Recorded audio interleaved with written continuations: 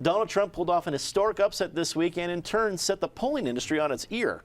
While his Electoral College win included many battleground swing states, Colorado gave Hillary the nod and became a rare blue island on a very red map.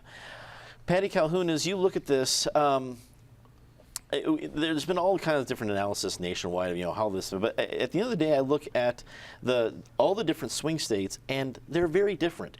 To win Florida and North Carolina, but then also Michigan and Wisconsin are different strategies. Yet those are totally different voters in those areas.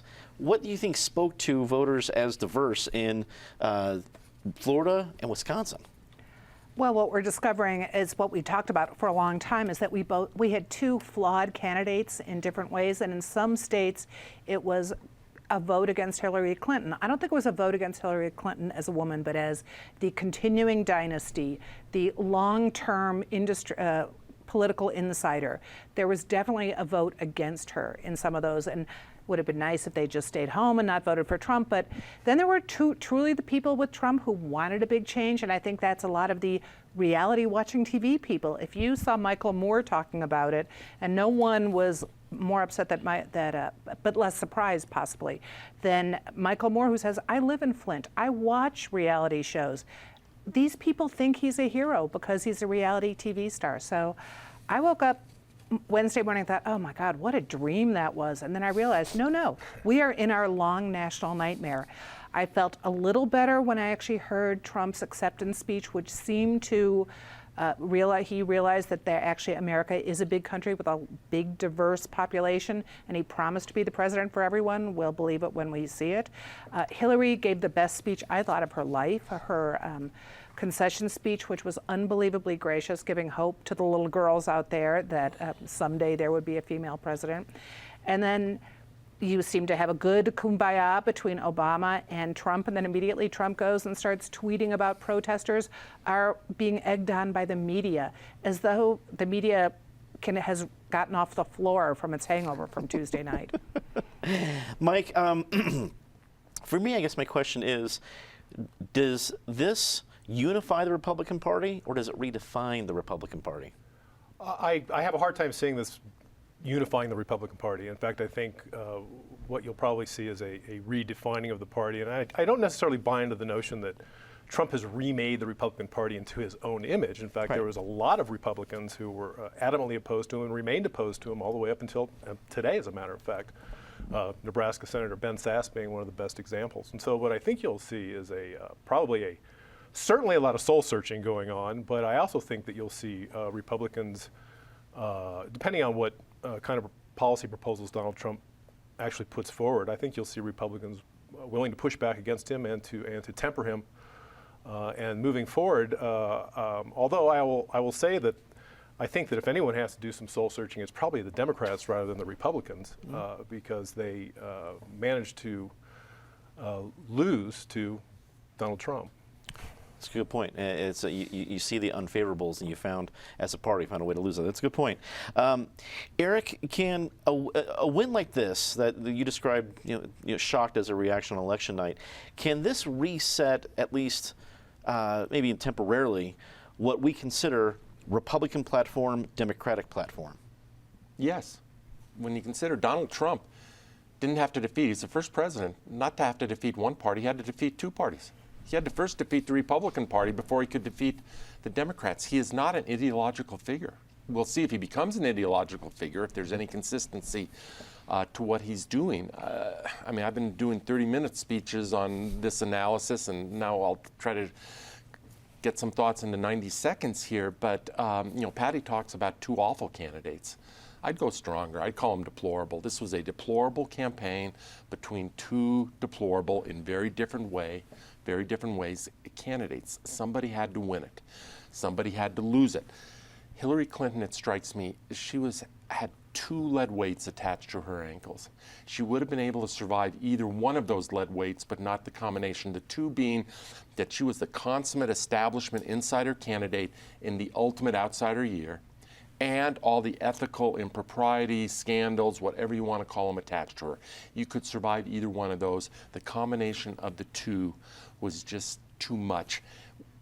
What this election told me is that when this country wants to make a statement, that statement will not be denied. We've seen that a few times past in not that long distant political memory. This country wanted to make a statement. It has been a long time since, as 9 o'clock became 10 o'clock, became 11 o'clock, eyes were on those upper Midwest states. It had been 1984 since a Republican carried Wisconsin, 88 in Michigan and Pennsylvania. Yet those people wanted to be heard, and people similar demographics around the country. It is one thing they long since got used to being overlooked. What they didn't get used to was being looked down upon. And I think it was finally a revulsion at being looked down upon with smugness and condescension by too many people on the coast and a broken political establishment that they were determined to upset that apple cart. Penn, the Republican Party has its own fair share of soul searching here, even though it's in power. But we have to talk about the old other party that I think Mike brought up. Democrats found a way to lose to Donald Trump, and they weren't going to. They already had lost the Senate and the House, but they didn't make any strides there. So they look at being in the minority in all three of the major parts of government. What do you think's first up on a national level for the Democratic Party? Many things, and let me explain what I said before, why I think we are in dangerous times now. And I agree with much of what's been said around the table. Beginning election night, and since then I have watched CNN, CNBC, Fox, I've listened to Rush Limbaugh, NPR. I've tried to cover the entire spectrum to hear what's going on. And what I think has happened is voters didn't vote for Trump so much as vote for an idea. They're just angry. What struck me were a number of comments I heard. I heard a woman on NPR say, I am a white, college-educated woman who lives in suburban Milwaukee, and I voted for Donald Trump because I feel ignored. And I've never voted for a Republican before. I just feel ignored.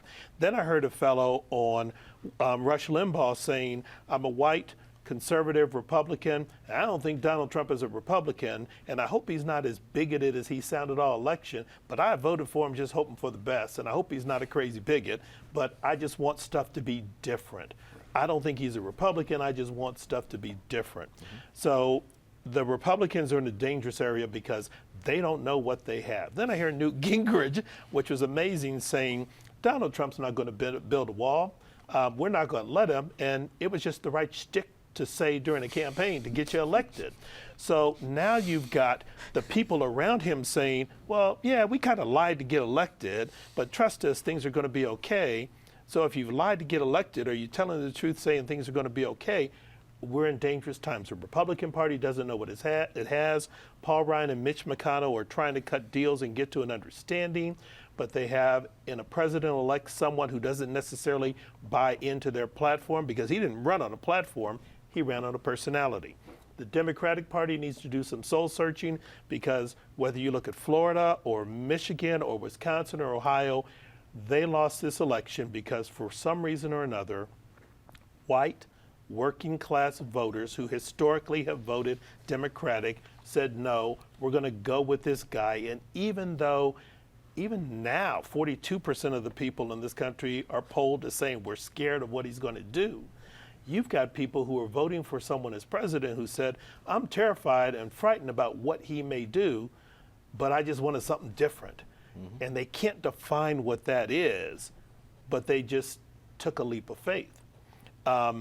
So it's going to be interesting. In the protest, I think we're going to continue for a while, and we'll see how everybody responds to that. But I don't think we know what to expect. And even when his cabinet appointments start rolling out, I'm not certain how much that tells you.